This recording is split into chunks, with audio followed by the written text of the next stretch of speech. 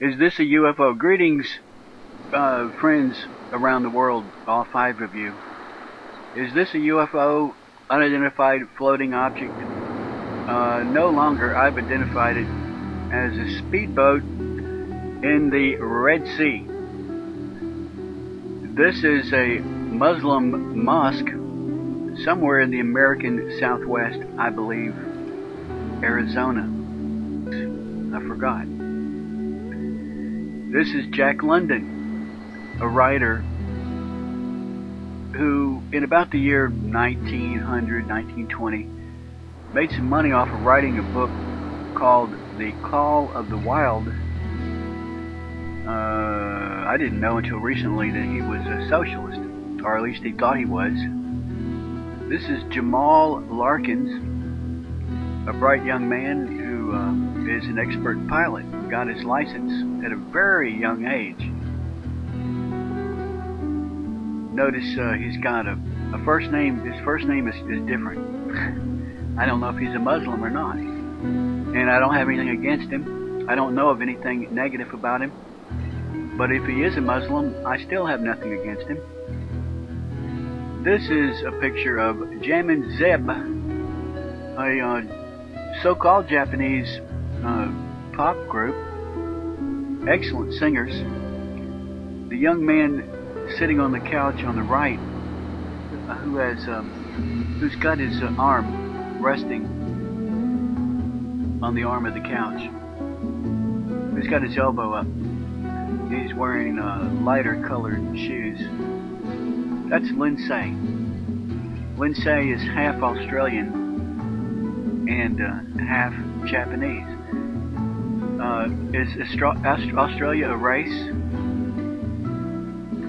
No. Australia is a country. There are Aborigines in Australia with dark skin. I suppose you would call them Australians as well. Lindsay has lighter skin than the other 3 young men, but looks very Japanese, but speaks with a thick Australian accent, and it's kind of accent you like to hear. Somehow it's pleasant to the ear to us Americans over here. But who's who? You know, you can define a person by their ideology, by their country of origin, by their religion, by their race, genetically. But biblically speaking, who is entitled to live in Palestine, the area we call Palestine today, which years ago, about 3,000 years ago, was known by the people who lived there at the time as the land of Israel, and they called themselves Israelites in their language, which I don't speak. So I'm not saying they used words that sounded like Israel or land of Israel. But to the right of their land was the land of Mesopotamia, which means, of course, between the rivers. Mesopotamia. A name given to that area by the Greeks, and that's a Greek word, Mesopotamia. Here's a sequence of events that took place in a geographic location, which I've divided into 4 squares. Sequence of events, 1, 2, 3, all happening inside a limited geographical location represented by four squares. I've depicted the land of Israel with 2 squares, showing that they divided into 2 countries after a civil war and became known as the land of Israel at the top, or the northern 10 tribes, and the land of Judah, or Judea, as the Romans would say, at the bottom, consisting primarily of Jews, the descendants of a man named Judah. but also containing some Benjaminites and the priestly tribe of Levites.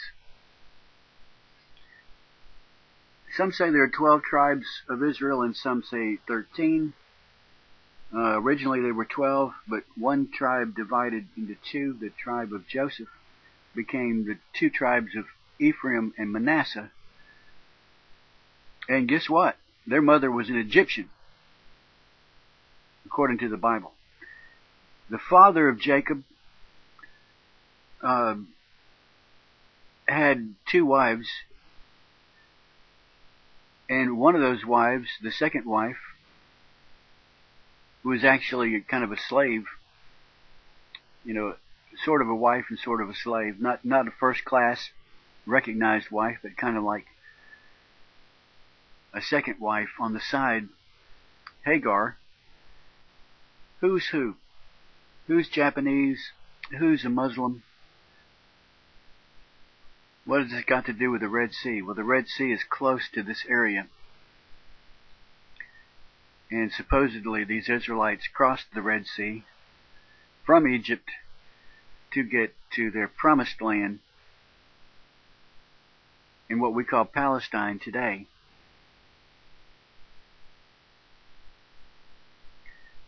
But like it or not, the history of the Bible records that the northern tribes were taken captive and removed from the land.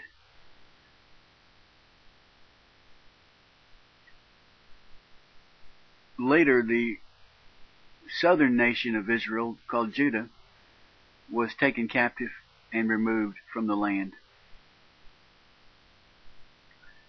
In the first instance, the Israelites, even though they were all Israelites, but the tribe of Israel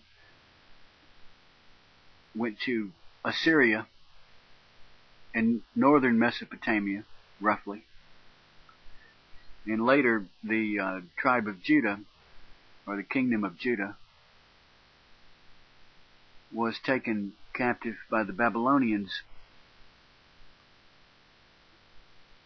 The vast majority of the people were removed, killed, or fled in all directions to escape death.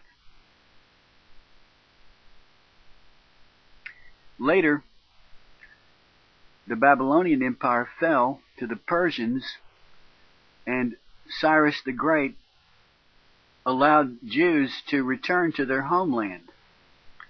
And many of them did, but not all. So where did all these Israelites go? Where are they today? Where are their descendants today? Which are really the descendants of Abraham, Isaac, and Jacob, which are the descendants of the 12 or 13 tribes. The reason I bring this up is a former Black Panther who is now an advisor to the Saudi royal family, he says, whose name was originally Don Warden, and whose name is now Khalid Al-Manour, is describing the 13th tribe in a totally different manner. He says that the 13th tribe are some people from the area of the Black Sea who converted to the religion of Judaism and are not genetically Jews at all and have no right to live in Palestine. And we're assuming, that we're bound by the covenants made in the Old Testament or in the Torah between these people and their God, which could be taken as tradition, but does have some historical credibility to it. So this is my introduction to a subject that I will go further into, and I didn't want to bore you by telling you that what it was about at the beginning. Who would have listened to this if you had not seen the speedboat first? I'm not stupid.